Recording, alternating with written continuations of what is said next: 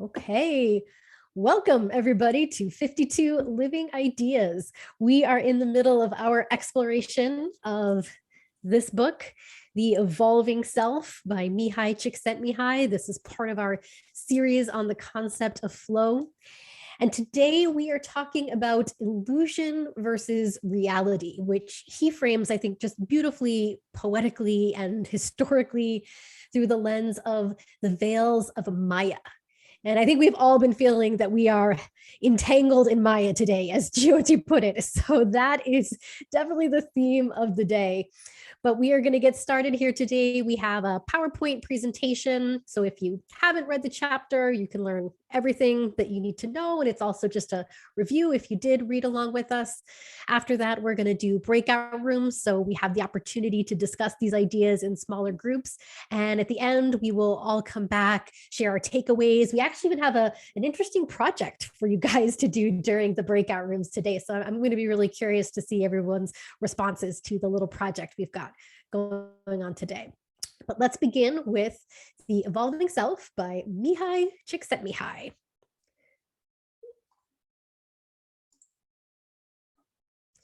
So first, just a quick introduction even to the concept of flow. And if you're not familiar with this concept, we did a whole series on MC's original exploration of the concept of flow, the book that is called Flow, the Psychology of Optimal Experience. So you can go back to the YouTube page on 52 Living Ideas, check that out.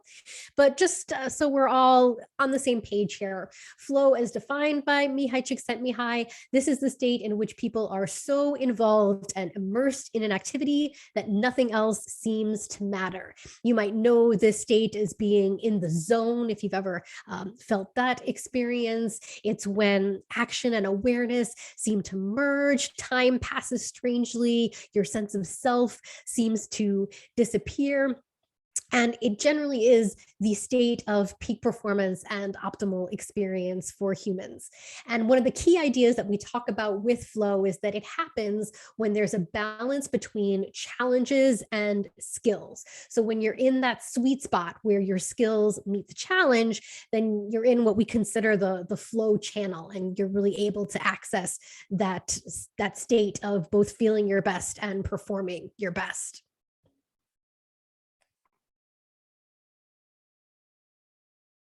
So next, as I pointed out, the title of this chapter is The Veils of Maya. And so Marissa's even going to just take us through a quick little introduction of the concept of Maya and why this pertains to the theme of this chapter, which is all about illusion versus reality.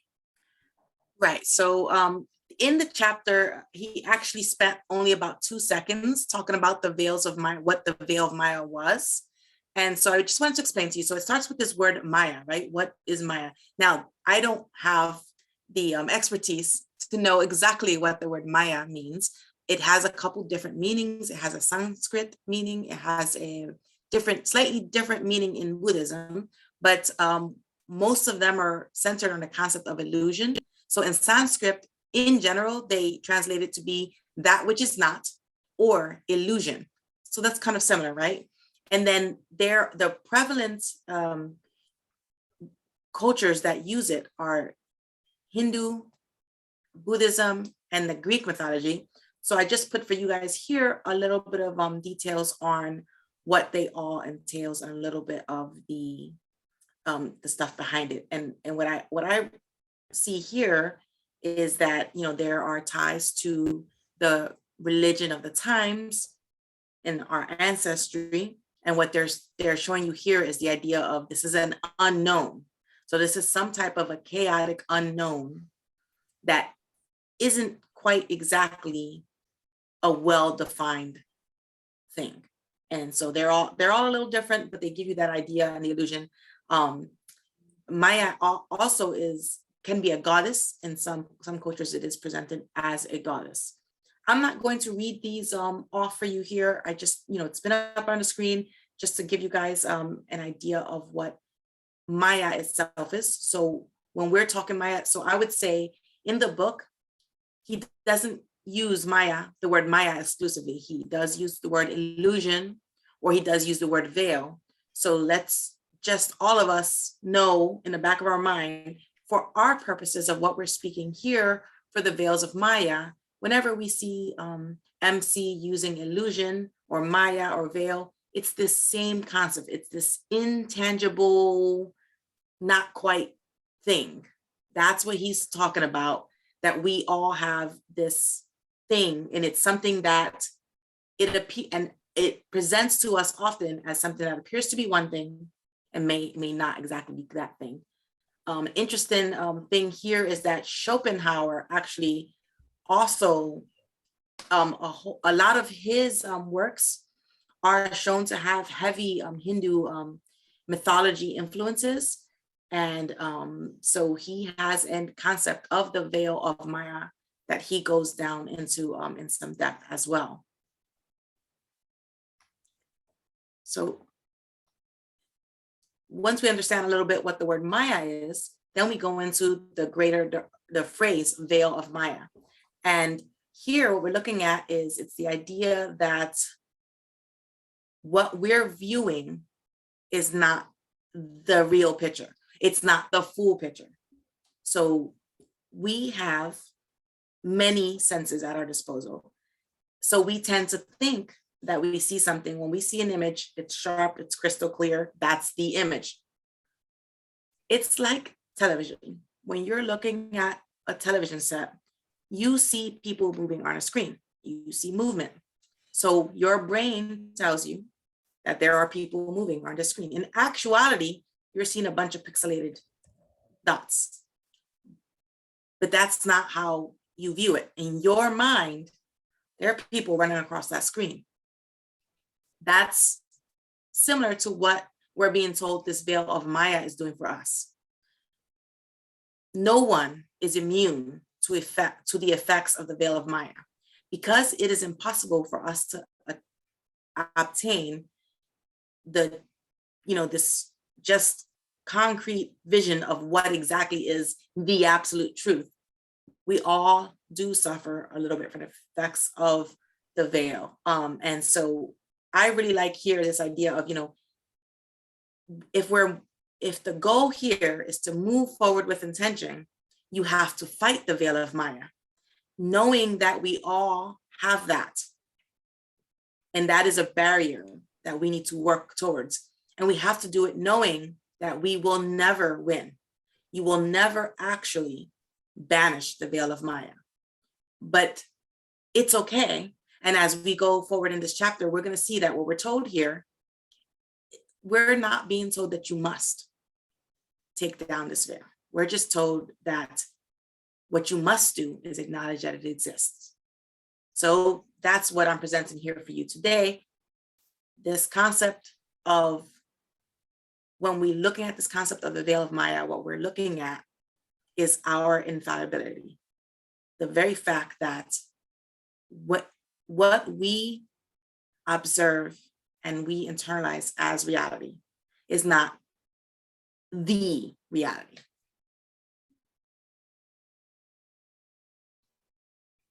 All right, moving on to the components of the chapter itself.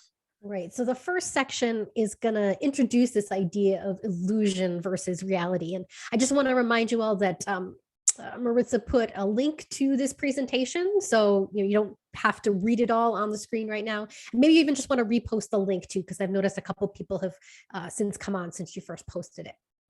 So in the first section, the major point here, points out here on the slide, what we think and believe are not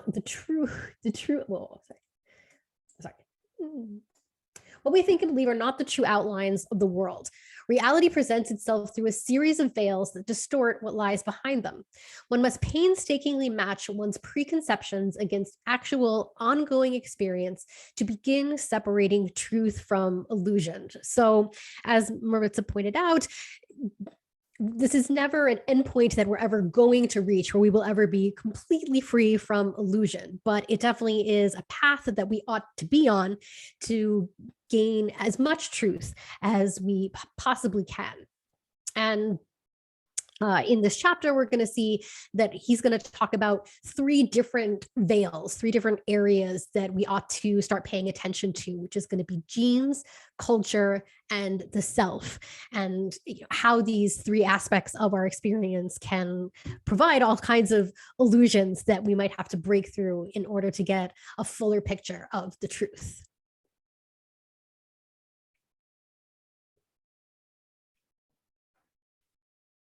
So looking here, the only one thing I want to point out, there's another page for this illusion and reality, but just the idea that we have internal factors that are going to allow us illusions, and then there's external factors.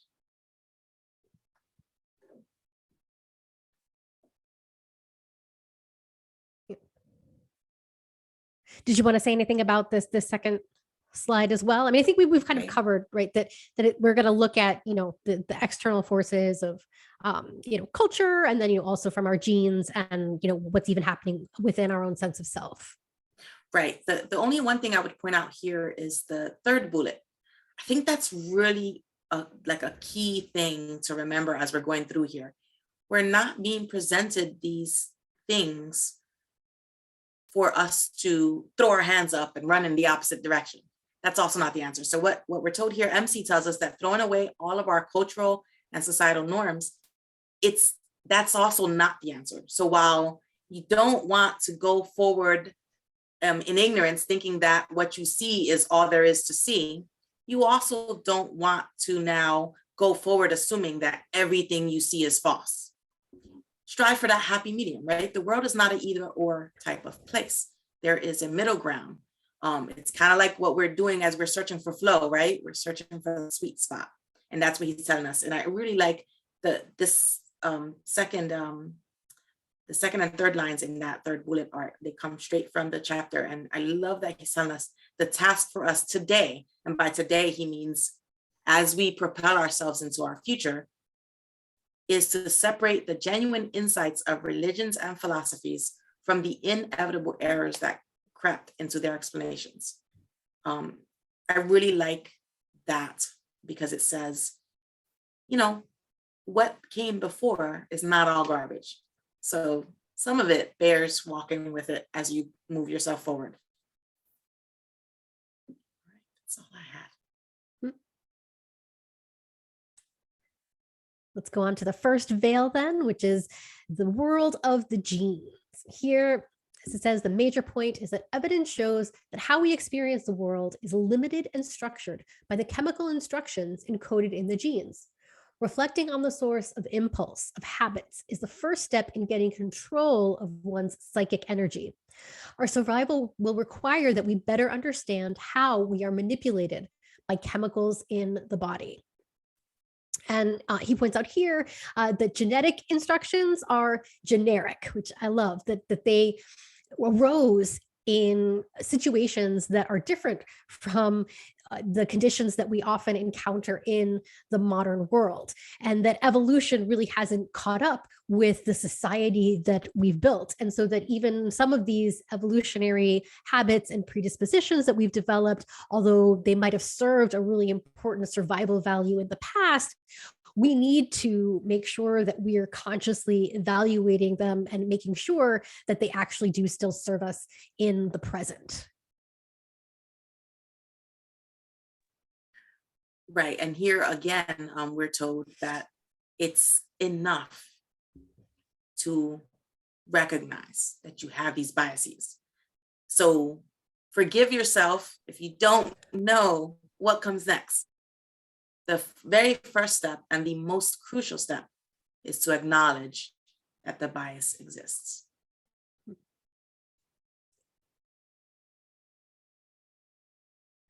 So we'll go on next to the second veil, which is the world of culture.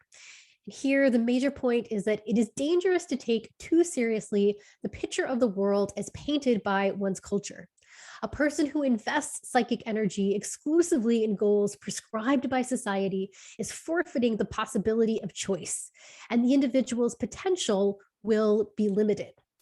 And so here, as Maritza was even pointing out earlier, we don't want to necessarily throw out everything from culture, because there are important truths and values that we can learn from our ancestors. But we also want to be aware that what has been established in our culture is not the entirety of the truth. I think we're even going to make a lot of really interesting connections here with this group, with discussions that we've had about form and function. At least when I was reading this, I was seeing all of this discussion of culture as this example of the forms that we have been gifted by the cultures that have come before us, but that we still need to dial back to the initial functions to make sure that we are not trapped by just dead forms. And one point here that I really like, he makes here, one of the bullet points says, excessive identification with a particular worldview inevitably leads to blindness to other cultures and eventually to hostility toward the other, and blinds us to larger realities. And I think this is really just an important point of how we can go really drastically wrong with culture, that and this maybe even connects to a genetic tendency that impels us to want to associate with a tribe. But there's obviously real problems. Well, there's benefits to having your tribe and your community. There's also real problems if that then means that you regard all other cultures as the other, and you're not able to perhaps see the value that you can get from interacting and trading and learning from those cultures as well. Yes, and I just want to piggyback off of that concept of, the cautionary tale here is that if we immerse ourselves too much in our identification with our cultures, our societies, what happens is now we're looking exclusively in terms of us versus them. And when you do that, again, it's polarizing. And when you're polarizing, you're stuck in this either or mentality, which does not allow for the inclusion and the adhesive and cohesiveness that would make for a better path forward. And one more point, even just piggyback on what Maritza said about the first steps in what helps us overcome the veils of Maya, of the veil of the genes. Similarly with culture too, the first step here is even just having that awareness of needing to go beyond whatever it is that you've been handed by your particular cultural heritage. I love this line at the end here that says, it is liberating to question the description of reality of one's culture, and especially those presented by the media. It is enough to raise questions, even just within the confines of one's mind. So again, just that is the first step of awareness, that there's more to reality than what you've just been given by your particular current culture. Yeah, I'm going to piggyback off of that. Okay, just really quickly, because what we're talking about in this book, The Evolving Self, remember that what we're trying to do is be better about control of our consciousness. And this here is a great sentence, because the idea of asking questions to oneself, we don't usually think of ourselves as engaging upon any type of improvement when we're sitting in a room by ourselves talking to ourselves. And yet there is benefit and value to questioning things, even just yourself. And the nice thing about that is that it takes a different type of courage to do that than it does to do it in public. And so that's a great first step. So lastly, we're going to go on to the third veil, which is the veil of the self. And in this section, Maritza and I are even going to go beyond what was presented in the chapter, because we both agreed in the section as it is in the book, he really is focusing on the potential pitfalls and the illusions that can arise from the self. And that's definitely an important point and something that we need to have awareness of. But the book, after all, is called The Evolving Self. And we really want to make sure that we make time to think about how it is that the self actually does evolve, how it is that we go beyond the illusions and the veil of Maya with the self and build a better self. And we even wanted to connect that with ideas that we've learned about flow, even from the previous initial book. But starting off here, the major point, as it says here, while the self brought the gift of personal freedom, it also spun another veil, the illusion of the selfhood or ego. Once an ego is present, its foremost goal becomes that of protecting itself at all costs. At this point in history, it should be possible for an individual to build a self that is a conscious, personal creation, not just an outcome of biological drives.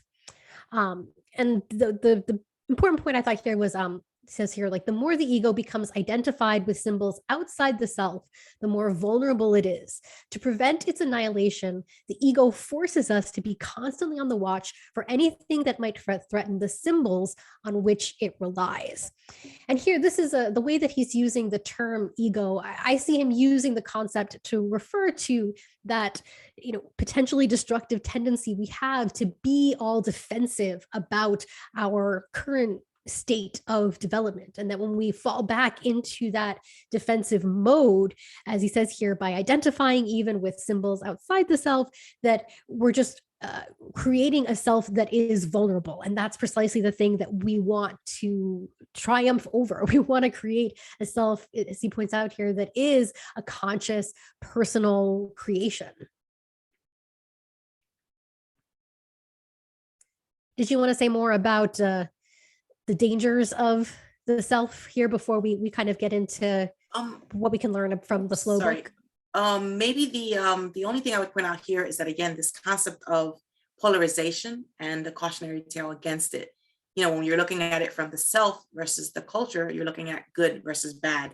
And there is a Marcus Aurelius quote in this chapter, which is phenomenal, because what it does for us is it gives us the I like it from the perspective of, it's like the idea of not embracing too tightly the fact that some things are good and some things are bad. I'm going to move on because I don't have the quote I outlined right now, so I will read it to you guys in a minute. We'll go on to the next slide first. Yeah, let's go on to even how we actually build a better self, with just some insights that we get from the Flow book. So as it says here in the book Flow, MC calls attention, the concept of attention, psychic energy. And so much of that book is about how we are intentional about our attention, about our psychic energy. It says here, because attention determines what will or will not appear in our consciousness, and because it is also required to make any other mental states, such as remembering, thinking, feeling, and decision-making happening, it's useful to pay attention to that. And also here, this idea of, the ideal self for evolution, relies on going beyond what I would call like a scarcity mindset, and really starts focusing on what is unique about the self and the experiences. And you create something that on the one hand has both greater individuality, because you're focused on your own potentials for self-becoming and self-expression, but you also identify with humanity as a whole. And that really is more the goal of the kind of self that we want to evolve toward. And as Marissa points out, it's not an either or, it really is a both and, of more specifically unique to who you are and who you uniquely can become, and that self that is also then identified with common humanity. Right. And I wanted to point out the idea of, this attention and psychic energy, because, when you hear psychic energy, and that's what MC actually uses in this chapter, he uses the word psychic energy, it detracts from the very simple concept that where you're putting your attention is what you're consciously focusing on, which seems a very simple concept, but it's very easy to forget that. And so basically, the idea here is keep in mind or notice those things which you apply the most attention, because those are the things that are shaping your path forward. So if you're spending all of your attention on something that maybe is, like junk food for the soul, right? Maybe your forward movement is going to take a different path than what you're hoping it would take. So that's just something to be aware of here. And everything else on this page is a little bit more positive. I tried to pull out the pieces within the chapter that are saying, these are the things that we want if we're looking to reshape that self into a self that's growing and flowing forward. And we had to pull them out because he really does spend a lot of time telling you all of the pitfalls and the negatives. So I just want you guys to have a little concise section of all the good things you can do, because even though they're expressed like in grandiose ideas, it's the idea of being satisfied with what's unique about your experience. It's something that we can take into a corner and ponder. It gives you like just something new to chew on, as it were.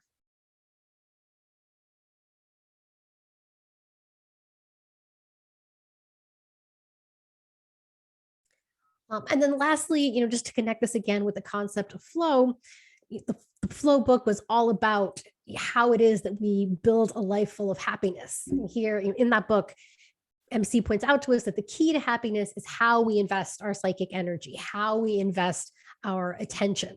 When we focus our attention on a consciously chosen goal, our psychic energy literally flows in the direction of that goal, resulting in a reordering and harmony within consciousness. This is an important thought to keep foremost in mind when considering the world of the self and how to nourish a self that can evolve. And so, again, this is the idea that through flow, we build more complex selves. This was an idea that we talked about with the challenge skills balance, that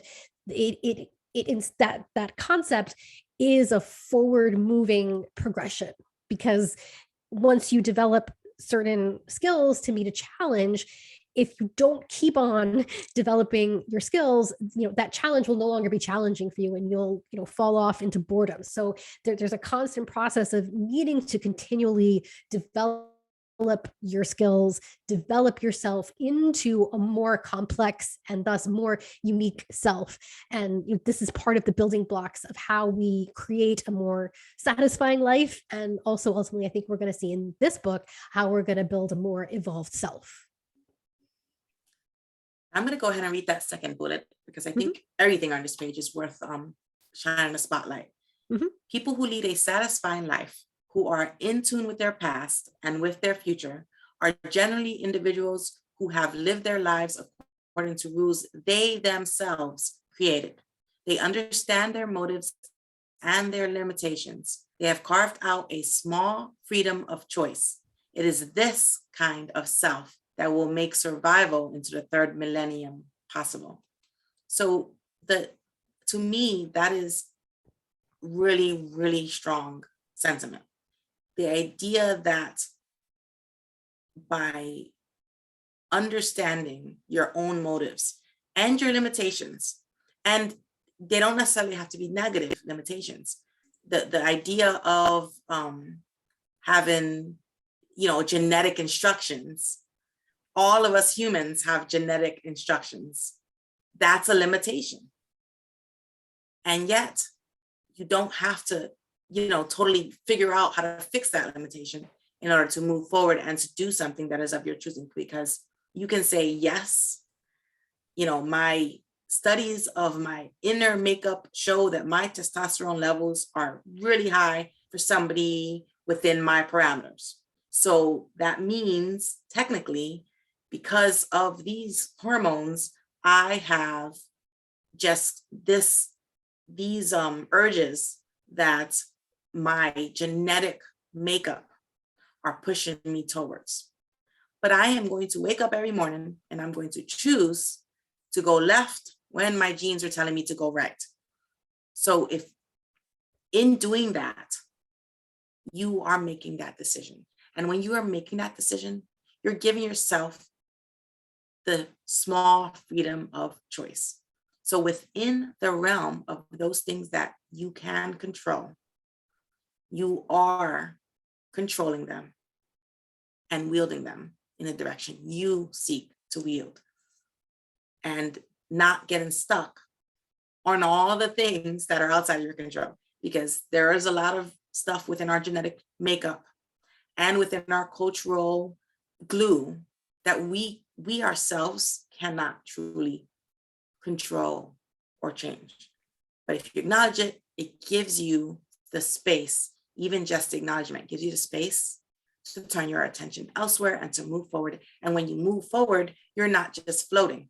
Because you had to stop and consider those things that you cannot change and still move past them, that's doing so with intention.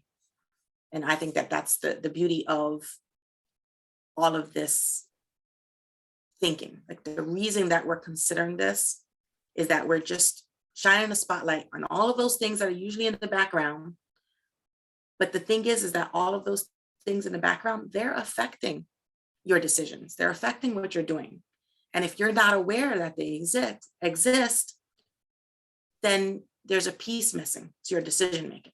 And that's what I believe MC is telling us here in this chapter, that, you know, and I see here too, what I really like, the idea of, you know, who are in tune with their past and with their future.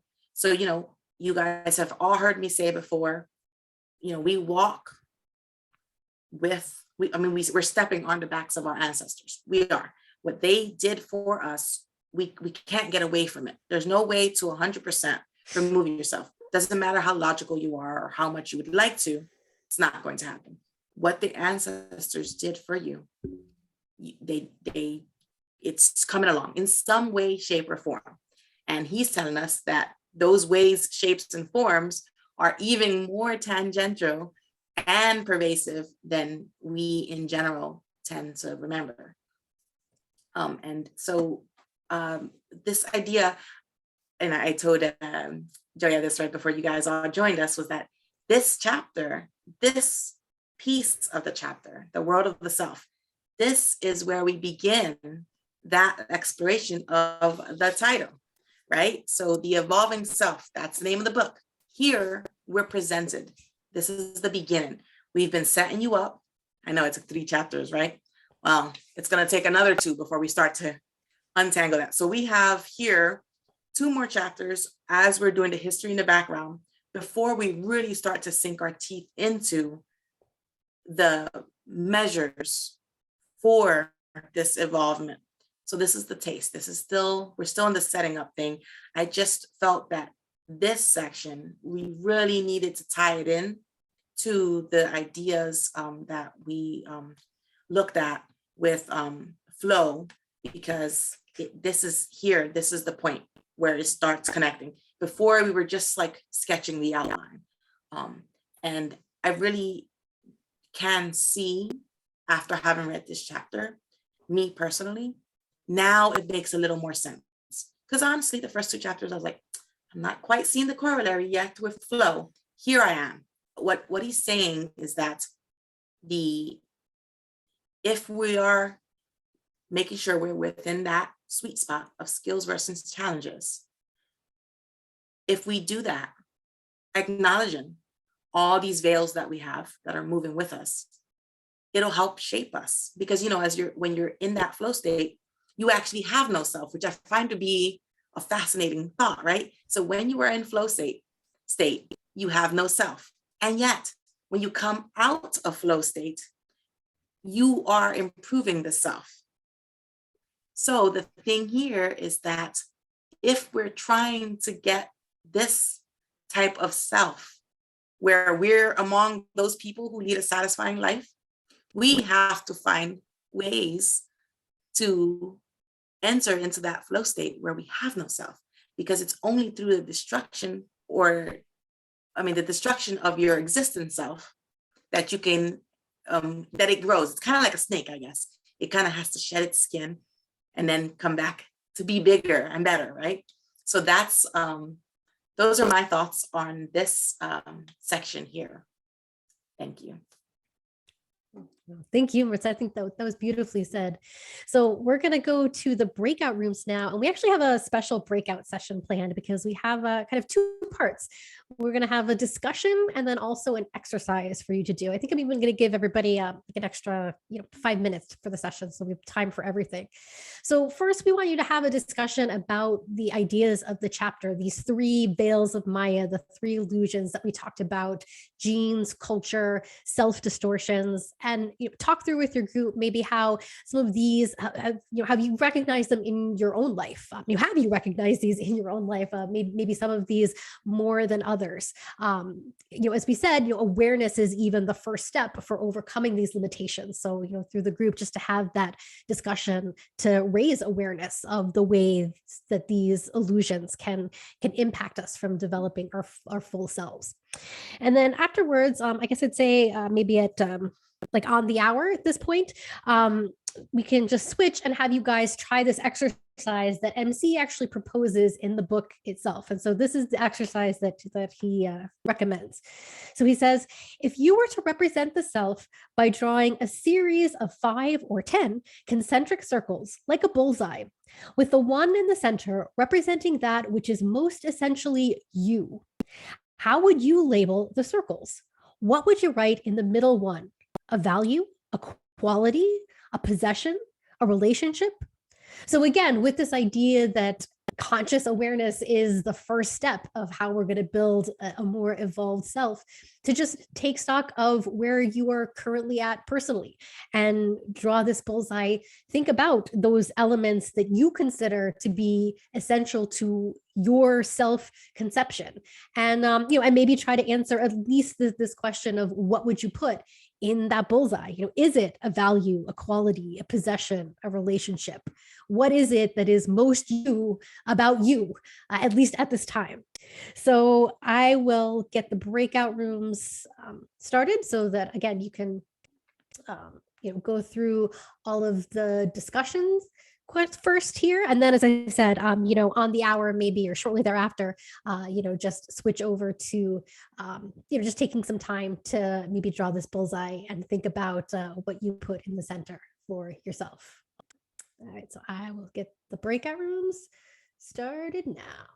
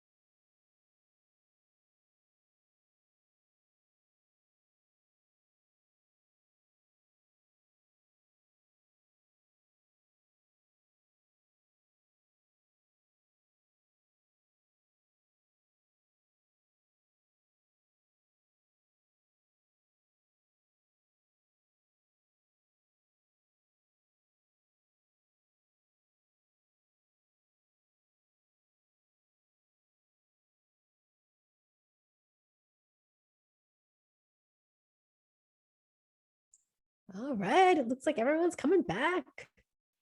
Hello. Hi, everybody. Hopefully you all had Hey, some really productive Joya? discussions. Yeah, Maritza? Yep. I think I might ask to go rogue for a moment. Okay.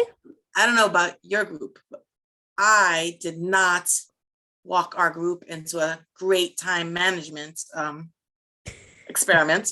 So what I would like to do, since there's not but so many of us here, can we ask everyone, and you don't have to if you don't want to, but I would ask everyone to give us one word for what they would put in their middle circle. If you give me one word, you don't even have to say it out loud. You can put it in the chat. I'm just curious. I would love to hear what's that. If you can only pick one, what's the one you would pick? You gonna go first? Right when our breakout ended, it was right the moment that Maritza asked me that question. I said, I don't know if I could choose one. And I got transferred to this room.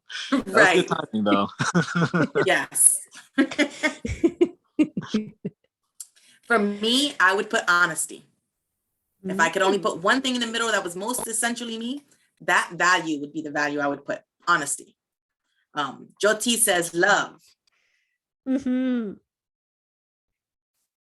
Come on, folks, don't be shy. We don't bite. I'll tell you, mine is Joy. I think you guys know Joy is my chosen name. And I always think of it, he asked like, is it a value? Is it a possession? Is it a relationship? Mine, I always think of as a question and a pursuit. And it's the pursuit of joy. Nice. And Linda says the pursuit of art. I love it. Yes. Mm-hmm. And the advocacy of art, which art. Yeah, well, that's true. Actually, she does say art advocacy. Marco says productivity, maybe? I think he says productivity is his center. Mm-hmm. And maybe individuation. I like it. I like it. You still can't choose? Give us one. And Joe said self. Not easy, okay? At least not for me. Yes, and Nizzy puts creativity. I'm going to take away her maybe. I'm going to give her a definite creativity. Sense of humor, Jeff. I like it. So remember, this inner circle, concentric means, it's kind of like a Venn diagram. So the innermost circle is what is most you. So most Jeff is sense of humor. I love it. Well, it's in the spirit of don't take yourself too seriously. Mm-hmm. I like it. I like it. And Joe is going to take himself super seriously. Yes. So his self is going to be self. Joe, I think your self should be self with a capital S. Thank you. And that's everybody. Yay. Everybody participated. I love it. We have. Wait, I want to know Anton's two, though. Anton said he had two. Oh, wait, Anton, yes, you have to give us both. Go ahead. I want to know what the two are. You have two selves. At least. Maybe. Yeah. But I think I might know which one. I know you don't like the word might. But no, you're fine. It's kind of funny. I'm kind of teasing you, but the two are, it's either between Joya said enjoyment or authenticity, honesty. You said honesty. It's between those. So we're gonna take authenticity. So here's what we have, guys. Our selves are pretty awesome. I'm gonna draw this and show it to you next time. So we have, for our center selves, we have joy, honesty, creativity, self with a capital S, authenticity, individuation, art advocacy, productivity, sense of humor, and love. Mm-hmm. Beautiful. What a beautiful group we are. I think all those points which have been proffered, they all get covered in individuation. Technically, you could probably find a little bit of all of them in some of the others. So yes, if you guys would feel like doing the homework, it would be interesting. And you don't have to show it to anyone. It might be interesting for yourself to go and do that exercise. Now that you have your middle circle, now you just have to figure out the rest of the circles that overlap. Might be fun if you get bored. If you have color pencils, make it pretty. Might have gotten some inspiration from some of the suggestions from the group. Yes. All right. Sorry, Joya. Back to our regularly scheduled programming. No, I liked the rogue offshoot here. Yeah, but we'll get back to what we normally do here, which is collecting your questions and your takeaways. So we'll start even, just anybody who wants to bring up a question for the group. I'll collect all the questions. We'll try to go through as many as we can, and then also your takeaways.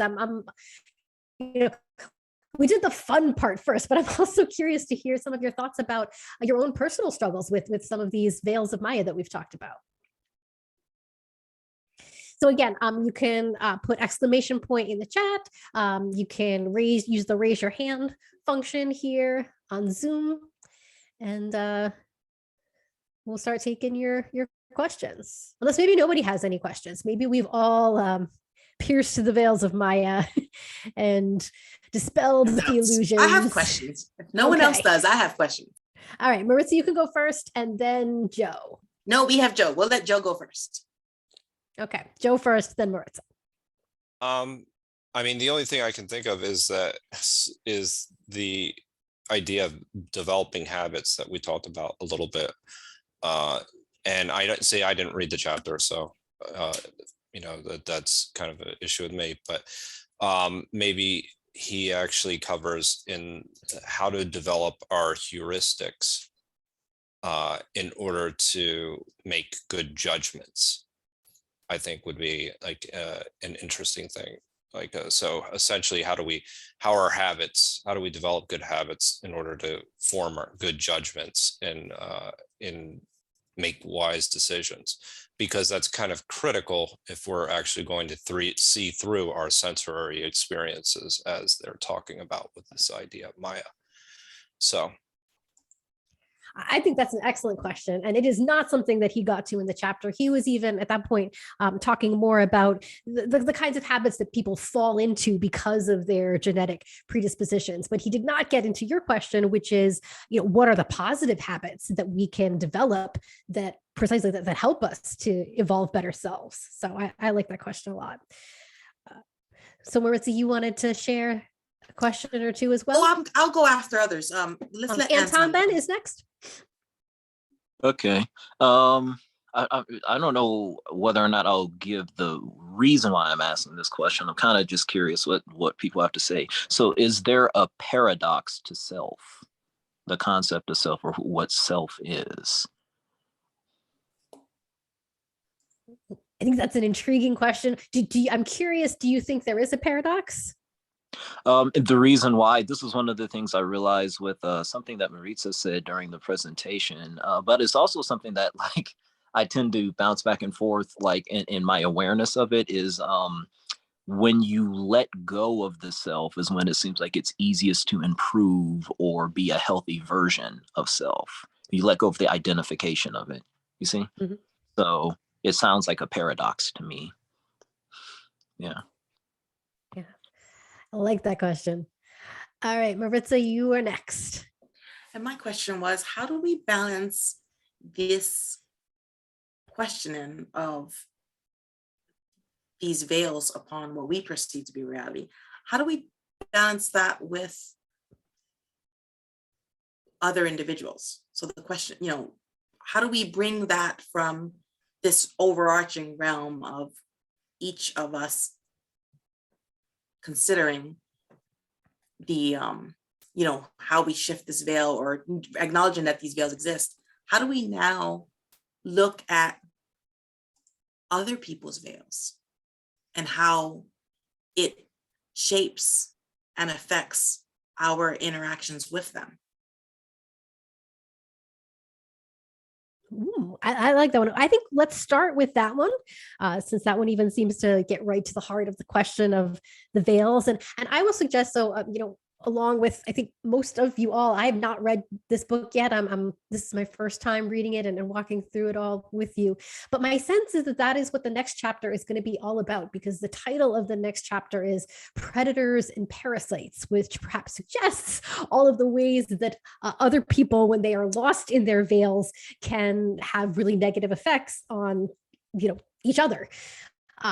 But I'm curious to even hear more, like your own kind of thoughts about this question, and maybe it'll even help prepare us to think more deeply about the next chapter. And then take heart, guys. I think we only have to get through chapter 5, and then it gets a little more positive. Yes. doom and gloom for 2 more chapters. But come April, smooth sailing. I think it gets better. I think it gets better, guys. It does No get promises, because I haven't read the chapters. But well, I I think. no, but I think even we can see the outline of where we're going is that, and it makes sense. We have to talk about the limitations and the obstacles and the problems that get in our way first, and then we'll get to the positive things. And so I think similarly, that's how we're even going to approach these questions here. We're going to start with your question about how we deal with other people's veils and illusions. Then we'll maybe talk about the paradox of self, and then I think we'll end trying to answer Joe's question of how we can develop the positive habits that will make us better people. Oh, and Jyoti asked for the name. And so the specific name of this book is The Evolving Self. The Psychology for the Third Millennium. He wrote this in the late 90s, shortly after the original Flow book. And it really is meant to be a sequel to that Flow book. And describe precisely, kind of how we go beyond just, creating happiness for ourselves to putting it into sort of a broader picture of evolution and culture and society. So are you sharing a PDF or link or something? Is it online? So the book itself, you can find the book, at all kind of various booksellers. There even is an Audible version or an audiobook version for this one. And then what we do, you'll see like Maritza will always share with you guys. I think she just put it up again, a copy of the presentation. So we try to go through the book every time and just pull out a lot of the key points to give you that summary if you're not able to access or read the book. I don't know if there's a version available online for free, unfortunately. But we do our best to at least, give you the important points of the content. I think somebody's put out in the chat that there's a free version, an audio version. So would you share the link? Yeah, Anton, if you can find that link and share it for other people. That'd be wonderful, yeah. It doesn't, the only thing is it doesn't list the chapters. You just have to sense where the chapters are, but it's on YouTube. I could post a link maybe. Oh, and I like Jeff's comment here too, that he's personally hoping that everything is going to be better by April. I will totally agree with that. If it kind of works that this sort of bad section of the MC book times up with a sort of bad period with what we're going through in the world, and then we break through to something more positive in April, I think that would be very good indeed. All right, but why don't we get to, I'm curious even for Marissa to expand on her question first with some of her thoughts about how we think about, the individual struggles with the veils of Maya, and then how this impacts our relationships with others. So I'm going to apologize to those of you in my group because, now you're going to hear repeats a little bit. So my thought process, and I'm still kind of wrapping my mind around this, is I believe that what we're being told here in this chapter is that if you're looking at it from a perspective of relationships, if you do find yourself in a relationship where it's not a simple, I'm going to get away from this person and keep on moving. If it's somebody with whom you do have to interact, I believe the first step and the way that we can use some of this intentionality that we've been looking at here with MC is that you sit yourself down in a corner and have a chat with yourself. Ask yourself, what is it about this person that I'm reacting to? Or what's happening that's making me react? What is the reaction? Are there ways that I can mitigate this reaction? Sometimes just being aware of it can break that cycle because you weren't aware. So for example, I am a lifelong nail biter. It's a nervous tick. I don't even know I'm doing it. By the time I realize that I'm chewing my nails out of nervousness, they're down, right? But what I can do is if I try to ask myself, was I chewing my nails today? If I can get into the habit of asking myself if I was doing it, I actually can break the cycle. And then they grow and they look pretty and then I'll fall off the wagon again. But that makes me think of, that's a small physical thing, right? And I only have myself to deal with. Because I stem from the belief that you cannot change anyone. You can't change their mind. You can't change the way They move, you cannot change their actions. Well, then if you're looking at a relationship between two people and you can't change that person, what are your options? Change yourself. So how would I possibly change myself if it's Susie Q? She's the problem person. I am wonderful and fabulous. Every time I interact with Susie, she just brings out the devil in me. But it's not my fault, it's her fault. Sure, I'm nasty to her, but she's asking for it. Sure, that makes perfect sense, right? Naturally, perfect.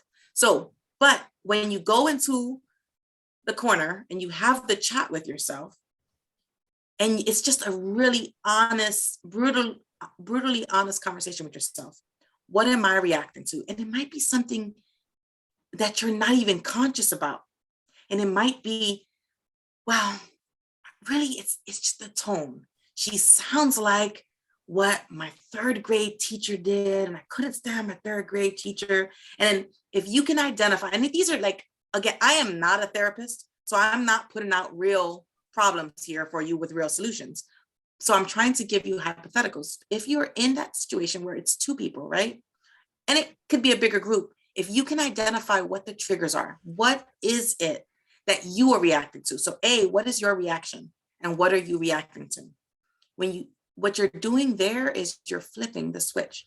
Instead of focusing on the fact that the relationship is causing you angst, or that it's a toxic relationship, or that so-and-so is A, B, or C things, if instead you're focusing solely on yourself and trying to identify what are your reactions, what are you reacting to? What you're doing now is you are trying to identify where it is that you are leaking psychic energy. Where's my attention going? Because you have limited, right? Remember, psychic energy, it can be used up. So if you're spending all this energy on this interaction and it's not a good one, or it's not productive, or it's not helpful to that forward moving path, which is what you want, how do you identify that? I think it starts from within. I really think that the best way to do that is by identifying within yourself, where am I leaking psychic energy? Where is my attention focusing erroneously? We cannot control what the second person or people in that interaction are gonna do, are doing, have done. You can only control your actions. And if you're finding that you keep reacting a certain way, the key there is to identify that and see what you can do to make it better. Because you can't change them, but maybe you can change yourself and it'll affect you less. So those are my 2 cents, Joya. Well, really, maybe like 10 cents. Sorry. I was gonna say, I think that was a lot more than 2 cents. Apologies, guys. but well appreciated. It looks like Jyoti has something to say next. I agree with you, Maritza. I'm working on this with a very close relative of mine. And I, like you, what you suggested, I'm very introspective. I know this is happening and I cannot spend my psychic energy in this kind of a thing. And I go past it and we have a good relationship otherwise. But there will be instances, they will pop up, which will remind me, geez, she has not changed. I'm trying to go around it, go above it, go beyond it, but she keeps bringing me back to it. And it is a struggle. She does not know I'm struggling with it because my behavior with her is so like it used to be and it will be. But it's a struggle, even though I know I shouldn't be spending my energy on this because I know I can't change her. That's why she is going on with it, because she does not know that she's doing this to me. She does not know that, but she is doing it. So it's a very slippery slope that you know it, you go past it, and then you have some good days, and then you go back to it, and then you come back with it. And some days, in a very nice way, I'm able to explain to this to this relative of mine that how her thinking is so different than mine. And yet, I'll go back to it. And it's really a process. And I think it's going to be, it has been a lifelong process for me. Before I didn't realize it. And then when I realized it, and it will carry on. And we are both old now. We are not young anymore. And we both are like standing on our last leg. And that's what makes me say that, come on, Jody, until your last minute, you're just going to think about it, let it go. You love her. So just let it be. But I'm telling you, it is a very monumental task. Thank you, Maritza, but you're on the right track. That's how it should be. Do you want us to respond there, Maritza, or Joe has something to say next? I've talked enough. Let's let Joe go. I'll be brief. I just think this is actually doing the internal work and kind of looking through the sensory information that we're being fed into our minds and how we look at the world and how we understand the world. So how do we look at it then rationally? And then we actually look at our ego and how to separate ourselves from our ego is essentially what we're working on. And I think there is an antidote to this. I think that it's a bit biased, but I think the dichotomy of control actually works quite well here, where you clearly just say what is in your control, what is not in your control. And that's the first step of identifying, how do you then manage your character? So we're talking about here, you're managing your personal character, not someone else's.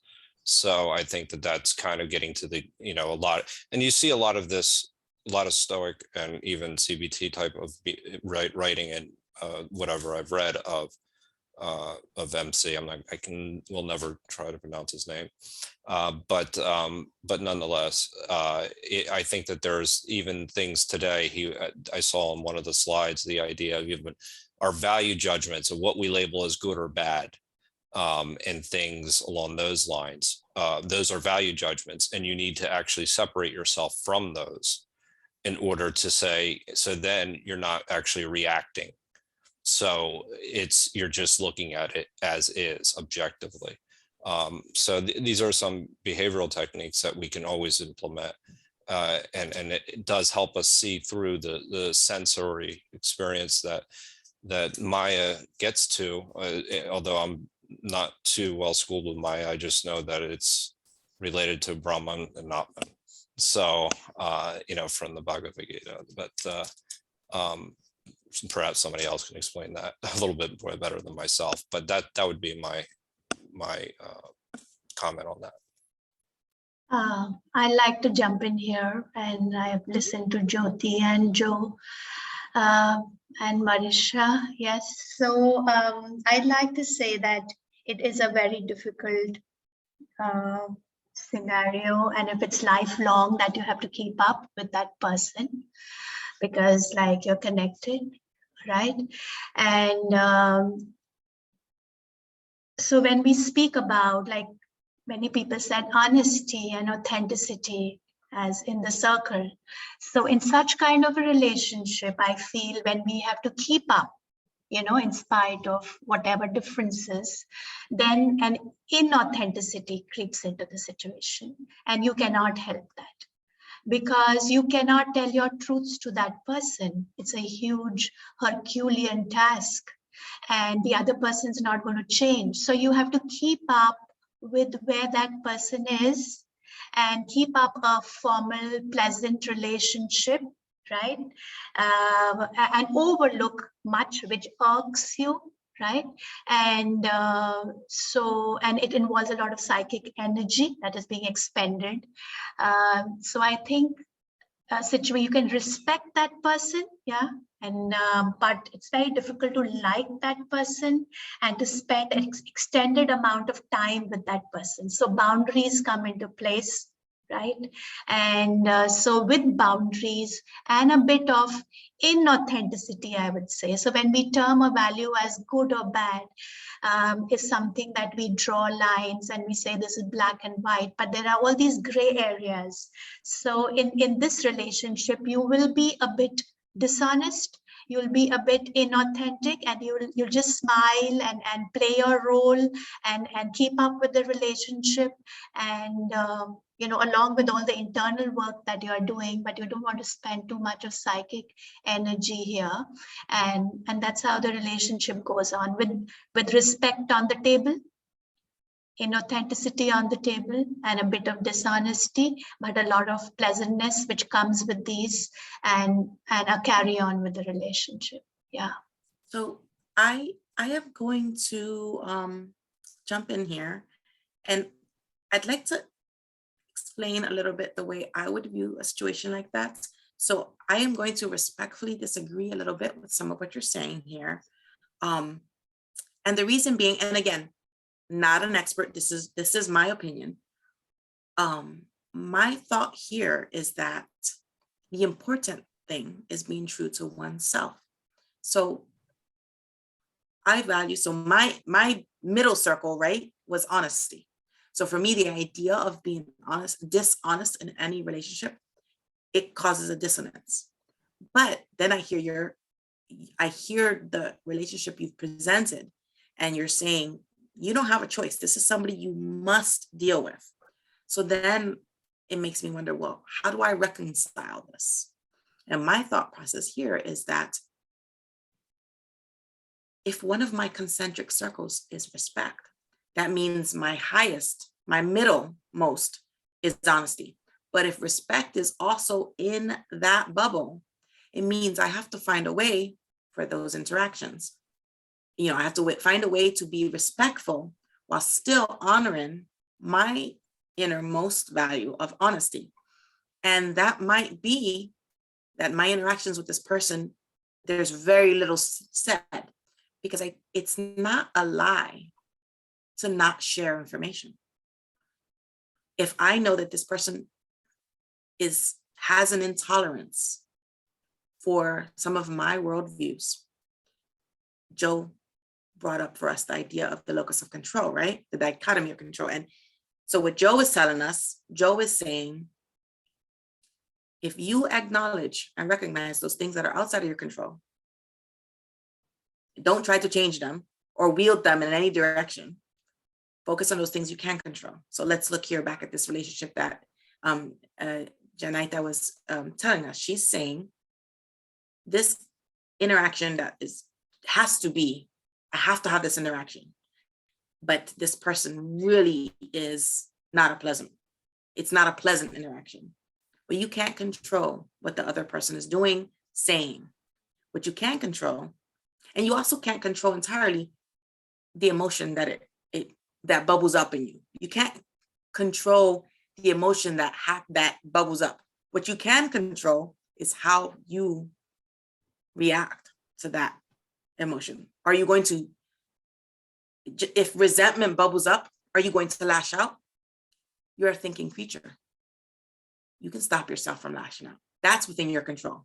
Stopping the desire to yell, in general, we can. We're human, right? We're fallible. But in general, we can stop it. So when I'm thinking again, and this is for me, because for me, I really had a hard time with the idea of saying I have to be a little dishonest. I refuse to be a little dishonest in almost any of my interactions with people.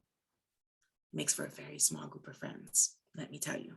But that's me personally. So if I were looking at that, I would try to find a way to not be dishonest. And my thinking here is, then I just won't share, because I know this person is not receptive. I'll say less. I'll interact with them less. Maybe I can get away with checking in via telephone, because then I can't see their face, or they can't see my face. So I can look like I'm sucking on sour grapes and they'll have no idea. I don't know if that's an answer in any direction, but I would choose, if I were forced to endure a negative interaction, I would find ways to mitigate without the dishonesty factor. But Marco, go ahead.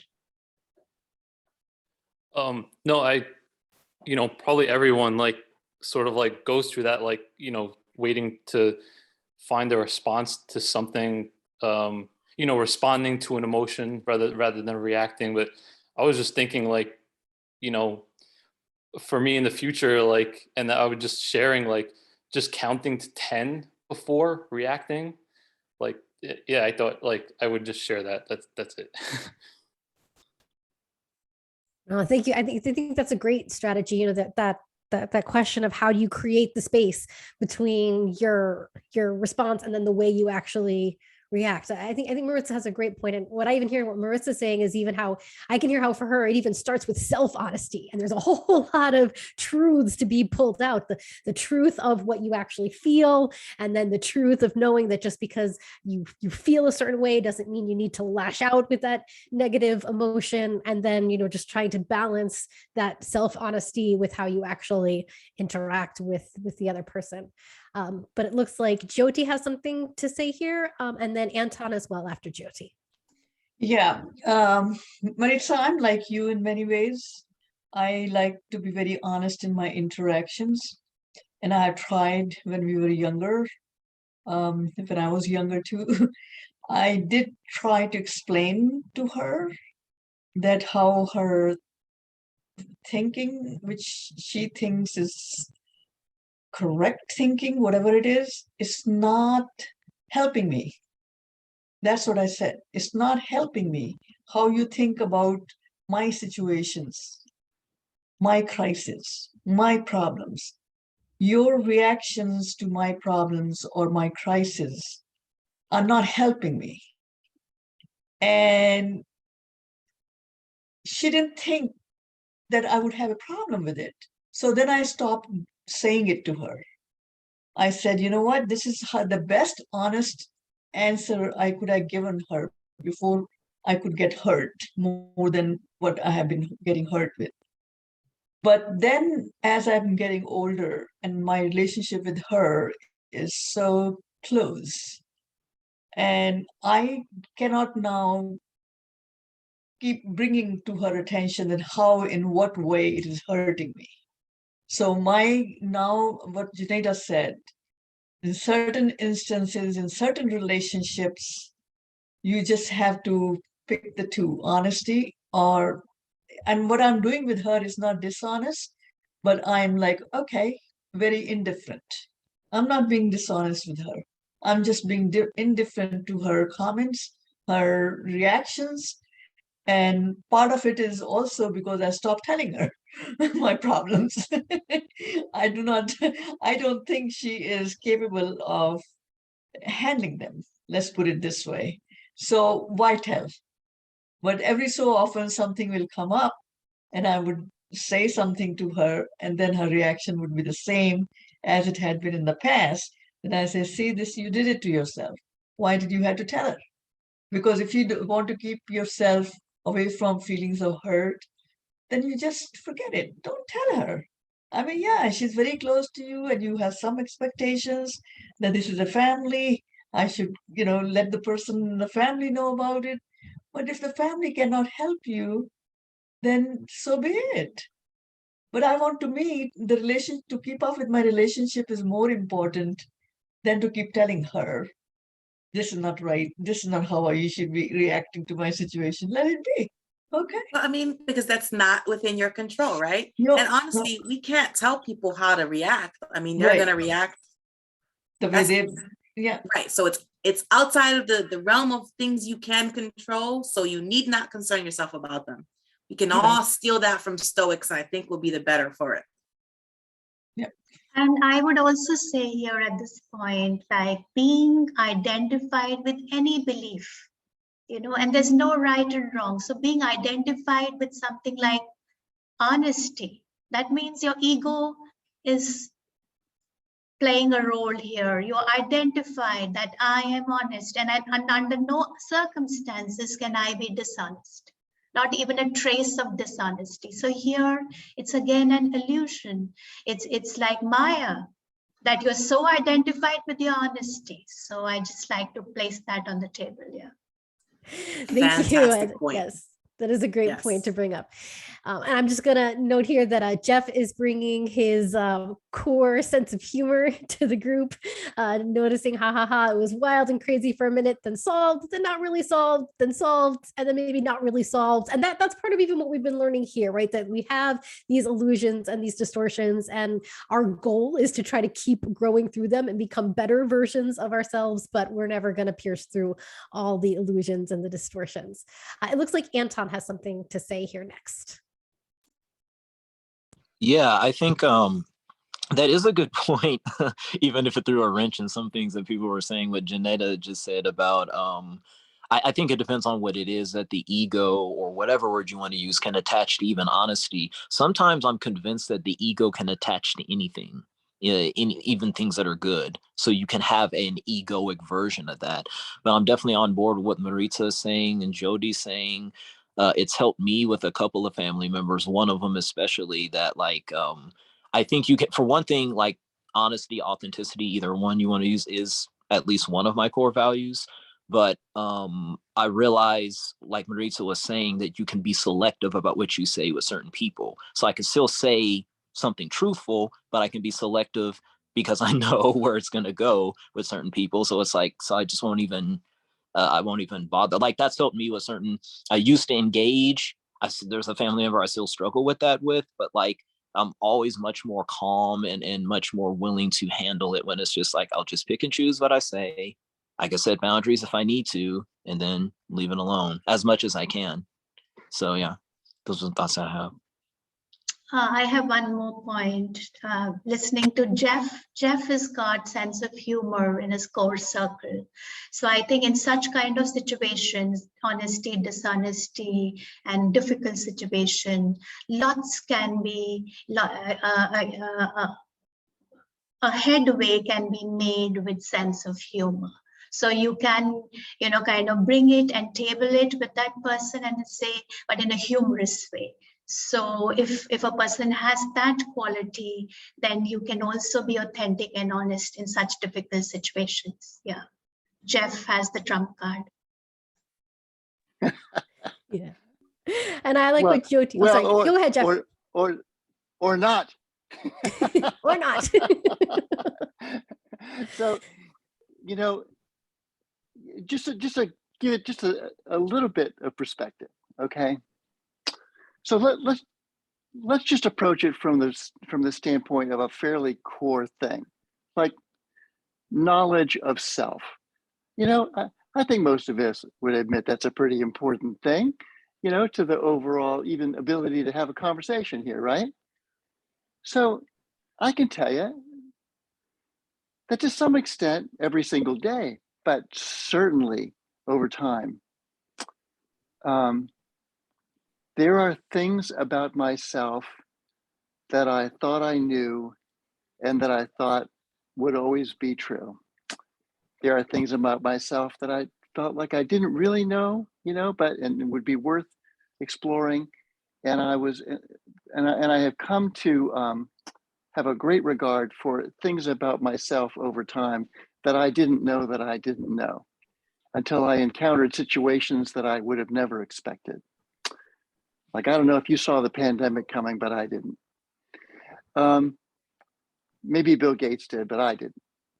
So in the most fundamental of ways, the intellectual humility alone that is required regarding my sense of myself and who I believe that I am, and what I know about me, things that I think I don't know about me, and then the emergence of things that I didn't even know I didn't know in response to things happening that I never imagined they were going to happen.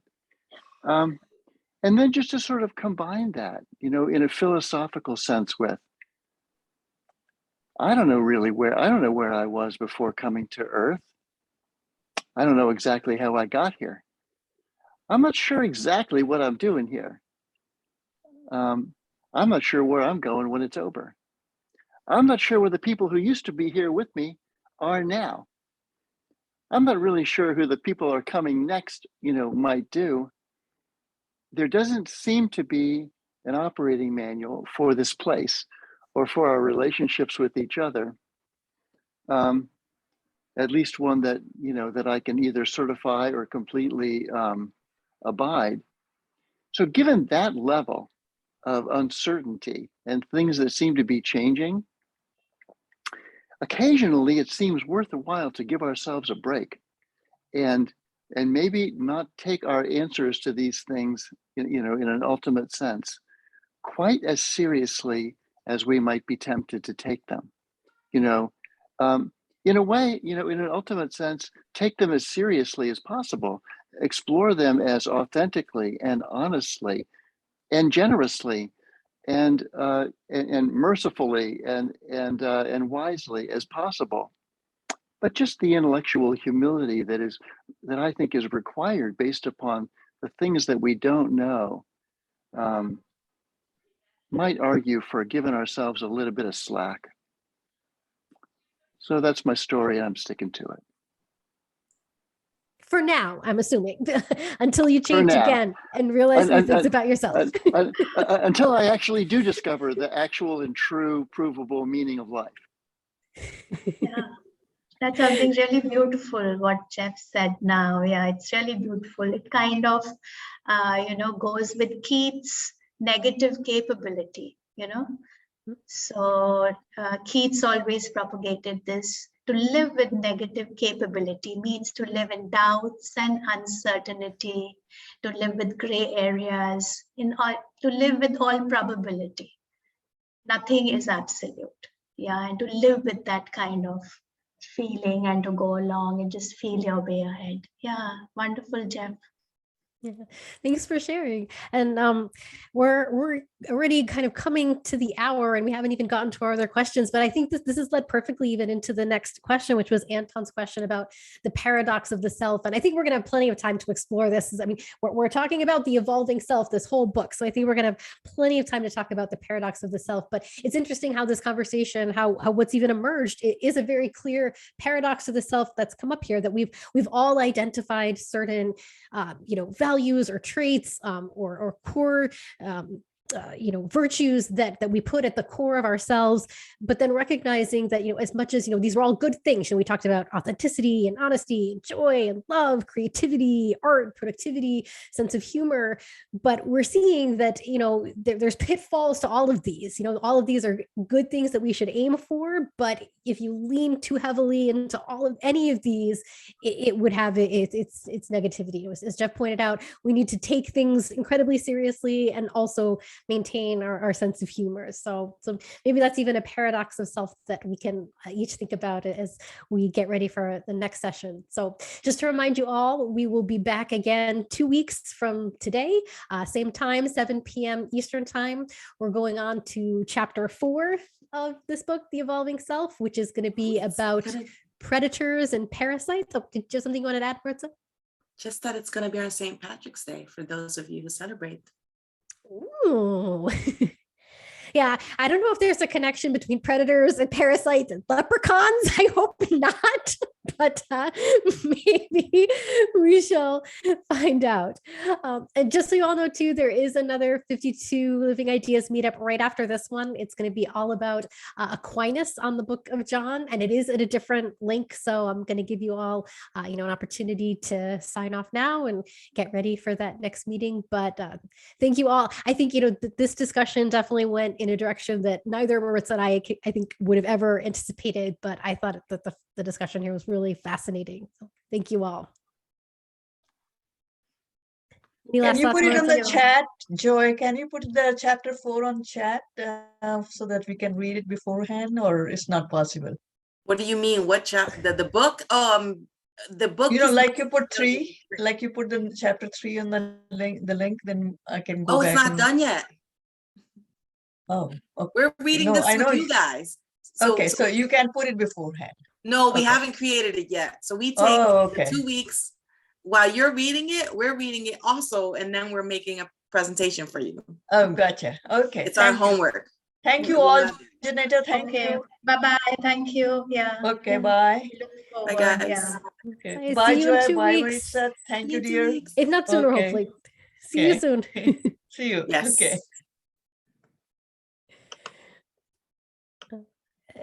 Stop the recording.